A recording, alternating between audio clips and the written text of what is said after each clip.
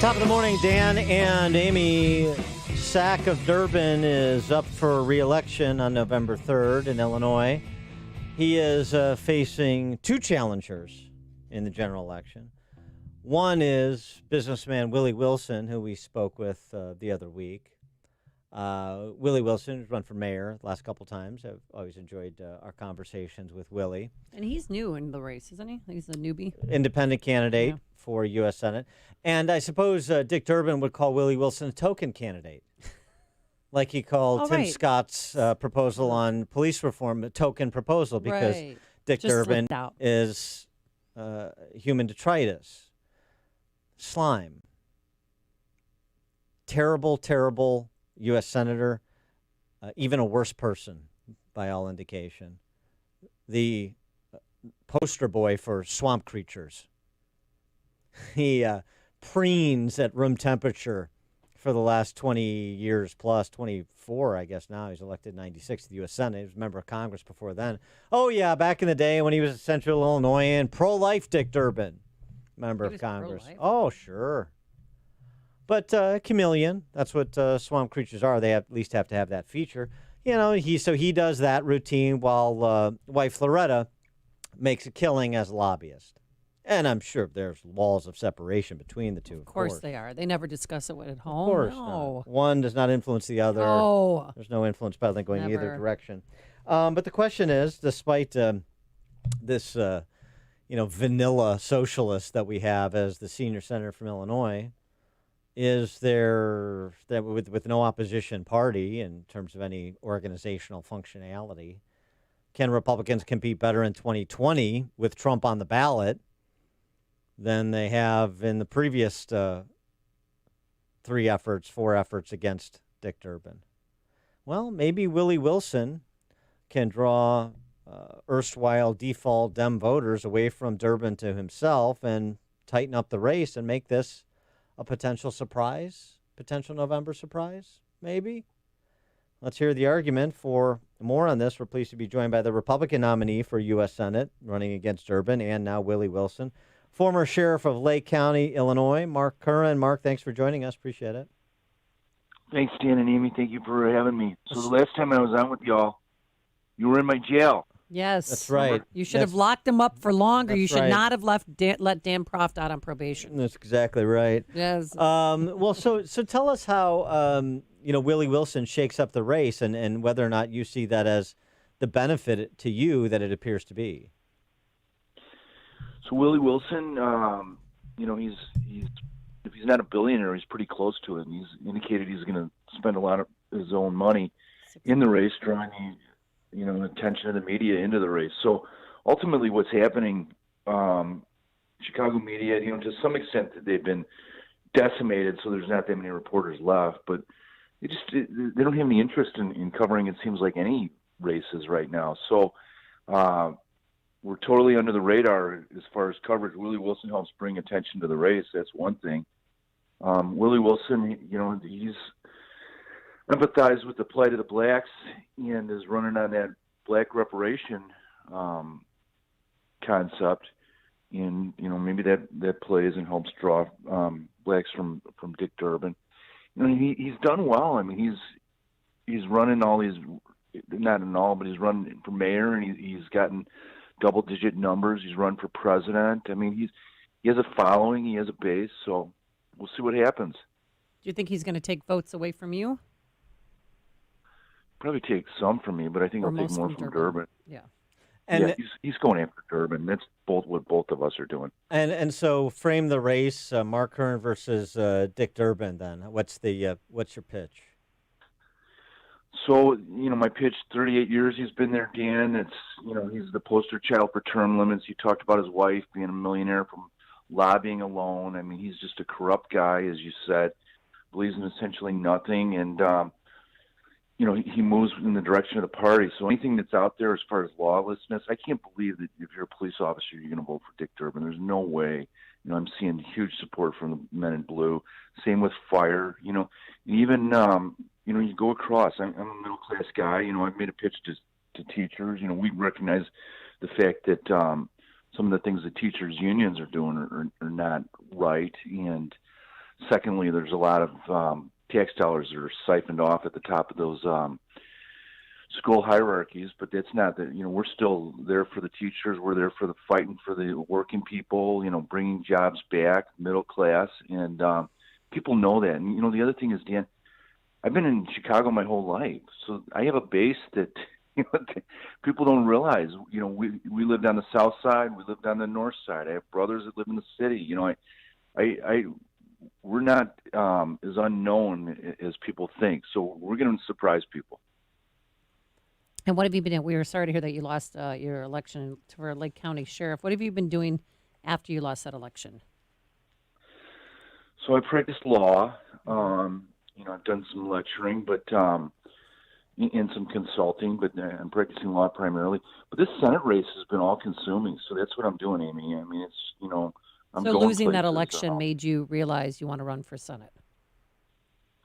So I lost by 137 votes. Oof. out of a quarter million votes because I complimented Amy. So no, you really think that's the reason why? Out of that. No. Yeah, okay. Thank God. Because I didn't have a Me Too moment. The women in the Democratic Party decided to have a Me Too moment on behalf of me, which I completely was disgusted by. So just so you know, I defended you. No, absolutely. Thank you. I'm always not going to be fearful to compliment women. So that makes one of us. Ultimately, I lost by I beat every other Republican on the ballot by 30,000 votes. Okay. Uh-huh.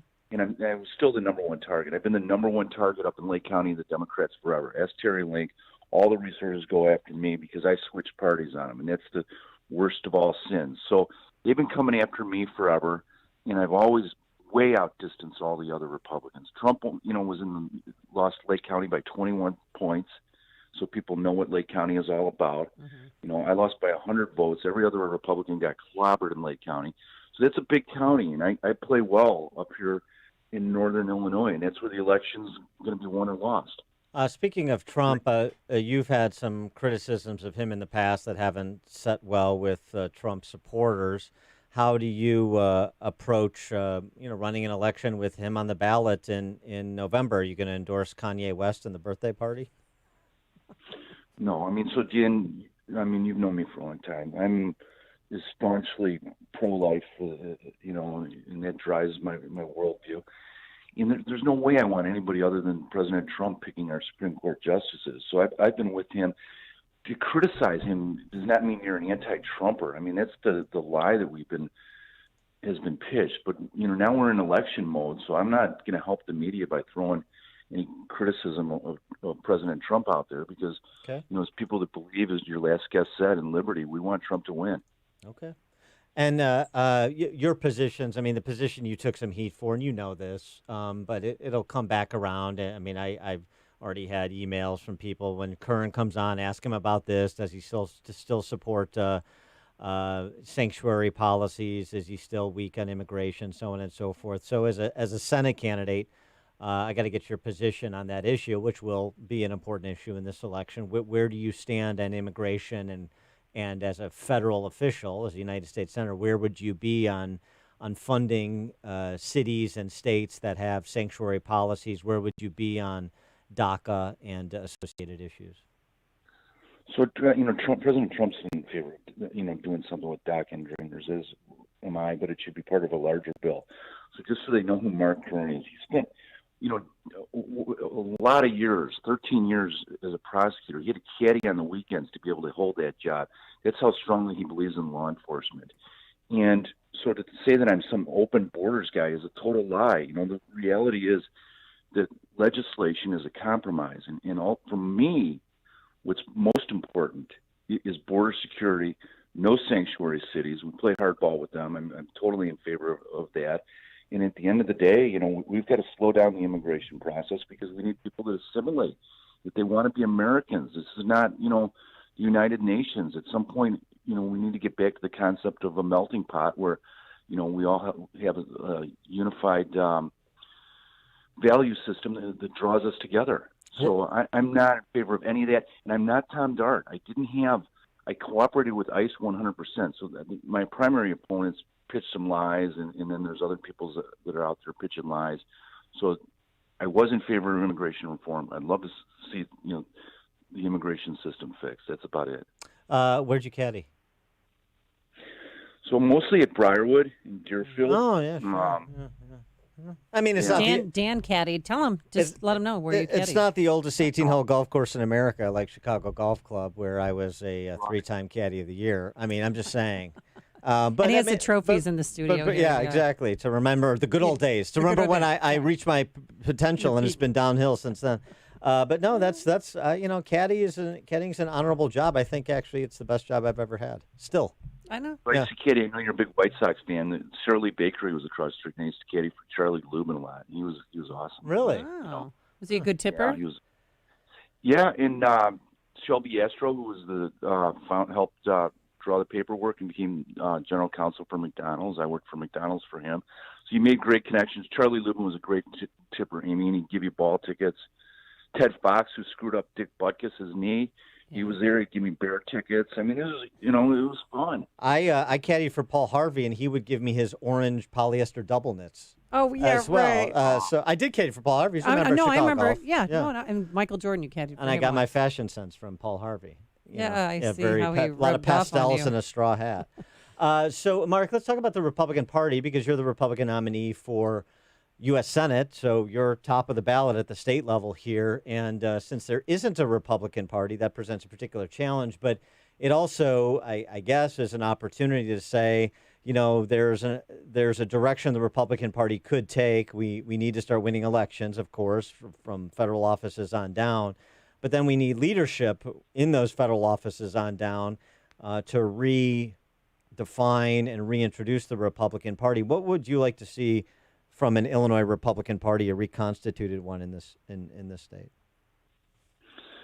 I guess, so what I would say is if you look anywhere in the country right now, there's been a shift. You cannot get elected anywhere, essentially, as a pro-life Democrat.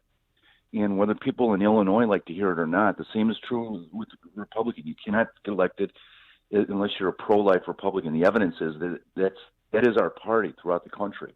There's no pro-choice, absent Collins and Murkowski in the Senate. There's like one in the House. So we're a pro-life party, and that's what the base is, and that's what the energy is. So the Mark Kirks and the Bruce Rowners, they got to be done. They got to realize that, this is the party. These are the people that win. So we've only won one presidential popular vote since 1992. And I think we're losing the middle class, and that's what we have to ask is how do we get teachers and firefighters and cops and all of them back in the tent. What are the issues and the people that are struggling, that lost their jobs as they went overseas and what have you. And we need to talk to these issues. What can we be doing for the middle class? And that should be the focus. We should recognize that basically President Trump laid out the template that this is a socially conservative party that wants to get the middle class back in its tent. Now, as a former law enforcement officer, what do you make of all the civil unrest that's going on in Chicago?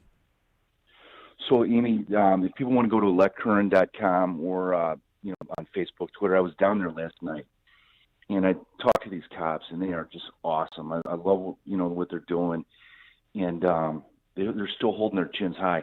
So there's a bunch of punks laying out in front of the Columbus statue. They want Christopher Columbus statue ripped down. And I'm going to say like 85% of them were white. And they're just laying out there, and they're all flipping me the bird and everything else. And it's just, we're just directionless right now. It's just pathetic. But what I would say is, why are they allowed to block traffic in both directions so that businesses can't, entertain? They can't really. People can't go home from work. They always do it right, during 5 o'clock hour.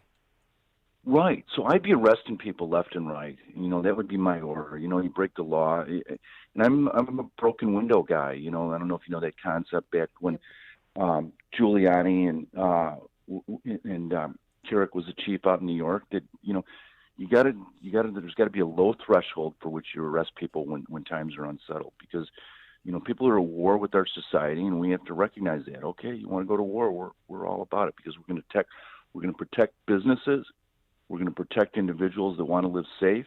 We're going to save our city economically by letting people know that this is a place you can live and do business in safety. And the broken mythos there. Let's just, James Q. Wilson and George Kelling wrote the article about this in 1982, and then it was implemented in New York under Giuliani and various police commissioners. That's right. And then it spread around the country as well it should have. It just skipped over Chicago for some reason. Right. We've had some great leadership. I think we haven't had any really good superintendents in a long time. So that's, you're right. We haven't had any really good mayors in even longer. Yeah. Mark Curran, Republican candidate for U.S. Senate, former sheriff of Lake County. Mark, again, the website, people want more information on your campaign. So it's electcurran.com. There's a lot of things happening. 105 days left. We're going to finish strong. We're going to hit hard. So we're having fun. So follow us, and you'll enjoy what you see. And, if you can support us in any way, we really appreciate it. Right. Mark Curran, thanks so much for joining us. Appreciate it. Thanks, Dan and Amy. Bye. Thanks. And he joined us on our turnkey.pro answer line. If you're talking about it, Dan and Amy are talking about it. It's Chicago's Morning Answer on AM 560. The Answer. Presenting a good appearance is everything, a direct reflection of your business. But now you also need to ensure your employees and customers that you are providing a safe environment in which to work and do business. To keep and stay clean, team up with High PSI, Chicago's leading source on industrial cleaning equipment, accessories, and service. High PSI sells clean with the biggest selection and highest quality of industrial cleaning and pressure washing equipment in the Midwest. And now selling Vital Oxide, a hospital-grade, safe EPA-registered disinfectant cleaner.